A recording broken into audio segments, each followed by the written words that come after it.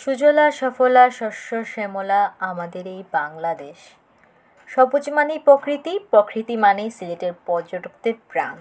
সবুজের আড়ালে অট্টালিকায় সিলেটের চায়ের সুনাম রয়েছে দেশ বিদেশ জুড়েই। সিলেট জেলাটি বাংলাদেশের উত্তর পূর্বাঞ্চলে অবস্থিত। আয়তনে জেলাটি প্রায় ৩,৪৫২ বর্গ কিলোমিটার। চারপাশে প্রাণ প্রাচুর্যে ভরা সিলেটের প্রকৃতির সাথে রয়েছে পর্যটকদের ভালো লাগা।